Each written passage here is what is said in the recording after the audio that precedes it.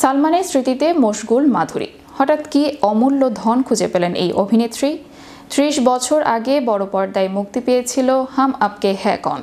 এই ছবির প্রায় সমস্ত গান ৯০-এর দশক পেরিয়ে আজও মন ভালো করে দেয় যে কোনো বয়সের মানুষের। বিস্তারিত থাকছে ডেস্ক রিপোর্টে।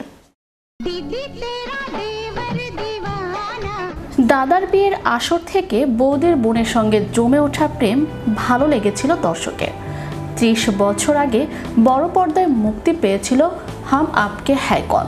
বলিউডের মূলধারার ছবির তালিকায় অন্যরকম এক নির্মাণ। সালমান খান, মাধুরী দীক্ষিতের রসায়ন অন্য মাত্রায় পৌঁছে দিয়েছিল হিন্দি চলচ্চিত্রের পারিবারিক এই গল্পকে। ছোট বড় নানা বয়সের দর্শক মুগ্ধ হয়েছিল সদ্য যৌবনের প্রেম কাহিনীতে। দাদার বিয়ের আসর থেকে বৌদের বোনের সঙ্গে জমে ওঠা প্রেম ভালো লেগেছিল দর্শকের, আর মন কেড়েছিল গানগুলো। ছবির প্রায় সমস্ত গান ৯০-এর দশক পেরিয়ে আজও মন ভালো করে দেয় যে কোনো বয়সের মানুষের। তখন ছিল ক্যাসেটের যুগ। অবসর আনন্দের পাশে থাকতো ক্যাসেট প্লেয়ার। সঙ্গীতপ্রেমী যে কোনো মানুষের ঘরে থাকতো থরে থরে সাজানো ক্যাসেট। আজকাল আর ক্যাসেটের প্রচলন নেই, কিন্তু কোথাও কোথাও রয়ে গিয়েছে সেই সম্ভার। হঠাৎ সেই অমূল্য ধনই যেন খুঁজে পেলেন মাধুরী দীক্ষিত। রোববার সকাল সকাল তিনি তুলে নিলেন নিজের পছন্দের একটি ছবির অ্যালবাম। এদিন মাধুরীর ইনস্টাগ্রাম স্টোরিতে দেখা যায় একটি ভিডিও, একটি তাকে সুন্দর করে সাজানো একের পর এক ক্যাসেট, পাশে রাখা একটি ক্যাসেট প্লেয়ার।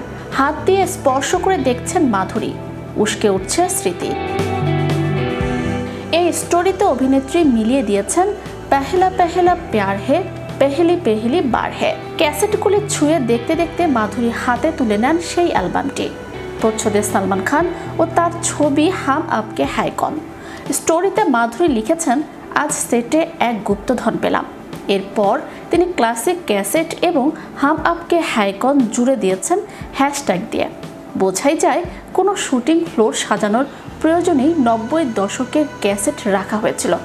সেখানে হয়তো কাজেই গিয়েছিলেন মাধুরী, কিন্তু এমন সুন্দর একটি চমক তার জন্য অপেক্ষা করে রয়েছে হয়তো নিজেও জানতেন না তিনি। উস্কে ওঠা স্মৃতিতে মাধুরী বিহ্বল করে দিয়েছেন তার অনুরাগীদেরও।